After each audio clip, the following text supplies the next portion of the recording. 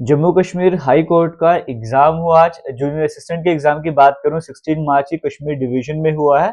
अभी जम्मू डिवीजन वालों को भी एग्जाम होना है, एक वीक आपके पास टाइम है। तो जो आज का पेपर है आज आपके सामने वो ला रहा हूँ, सोल्यूशन के साथ आपके सामने पेपर ला रहा हूँ और साथ ही साथ एक इम्पोर्टेंट अपडेट और शेयर करूँ कि आने वाले टाइम पर जो अभी टाइम है जम्मू डिवीजन वालों का, लगभग एक हफ्ते का आपके पास टाइम है। तो एक वीक तक आपके लिए डेली बेसिस पर क्लासेस रहेगी। क्लासेस इन द सेंस की जो आपके सामने पेपर कश्मीर डिवीजन वाला आया है, इसको ध्यान पे रखते हुए एक क्वेश्चन सीरीज आपके लिए लाएगी।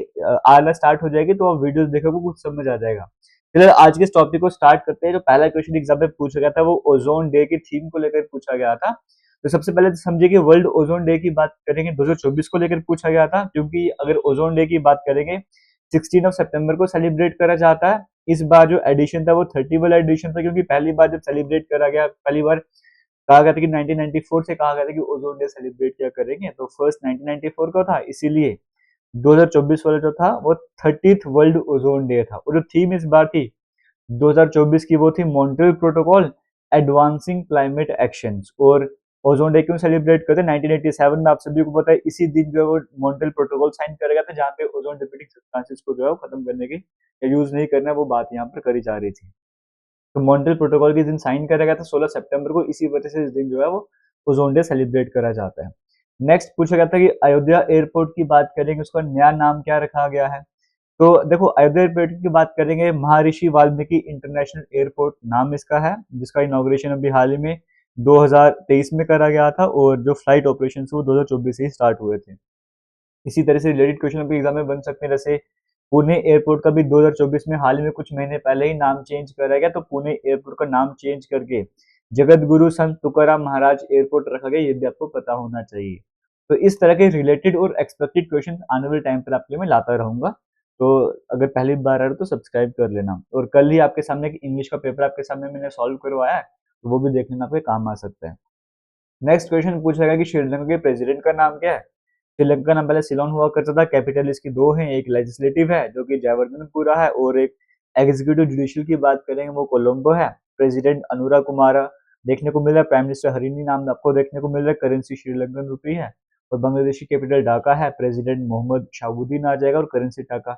ये क्यों ला रहा हूँ एक्स्ट्रा आपके साथ में, क्योंकि जैसे श्रीलंका में कुछ टाइम न्यूज में रहा था, वैसे हाल ही में बांग्लादेश भी न्यूज में रहा है। अगर रिलेटेड क्वेश्चन बनेगा तो वो बांग्लादेश से बन सकता है। पहली एशियन बुद्धिस्ट समिट जो है वो कौन सी मिनिस्ट्री के अंडर हुई, तो वो ministry of culture and international Buddhist confederation की बात करें, इन्होंने ऑर्गेनाइज करा था फर्स्ट एशियन बुद्धिस्ट समिट को। और ये हुआ कहाँ पे, न्यू दिल्ली में हुआ। तो कौन सी मिनिस्ट्री आपको समझ आ गया है और हुआ कहाँ पे, न्यू दिल्ली में हुआ पहली एशियन बुद्धिस्ट समिट। और इसकी जो थीम सेट करी गई थी वो थी role of Buddha Dhamma in strengthening Asia. और 132 कंट्रीज ने यहाँ पे पार्टिसिपेट करता। 160 से ज्यादा पार्टिसिपेंट यहाँ पर थे इस टाइम पे जब ये एशियन बुद्धिस्ट समिट हुई थी। फिर क्वाड समिट पर क्वेश्चन पूछा गया था। तो जो 2024 वाली क्वाड समिट थी वो 6 वाली क्वाड समिट थी।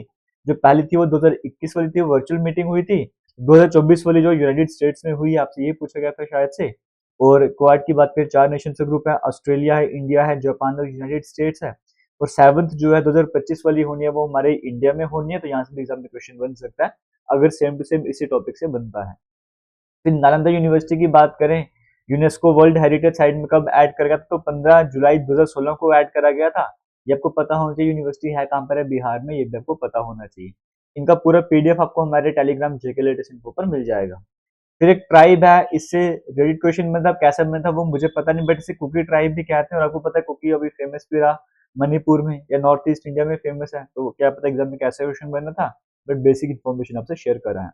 फिर बाकी आईटीएफए पर क्वेश्चन बनता है कि इंडिया टर्की फ्रेंडशिप एसोसिएशन की बात करें, ये कहां पर हुआ है ऐसे करके, तो ये हैदराबाद में हुआ है। 16 अक्टूबर 2024 को आईटीएफए का जो अनाउंसमेंट वगैरह करा गया था।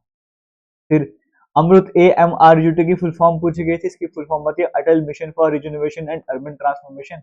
इसकी फुल फॉर्म आपके एग्जाम में पूछी गई थी, वो भी आपसे शेयर कर लिया। फिर जम्मू कश्मीर की बात करेंगे, यूथ वोटर अवेयरनेस का एम्बेसडर किसे अपॉइंट करा गया था, तो सुरेश रैना को अपॉइंट करा गया था। ये भी एग्जाम में पूछा गया क्वेश्चन है।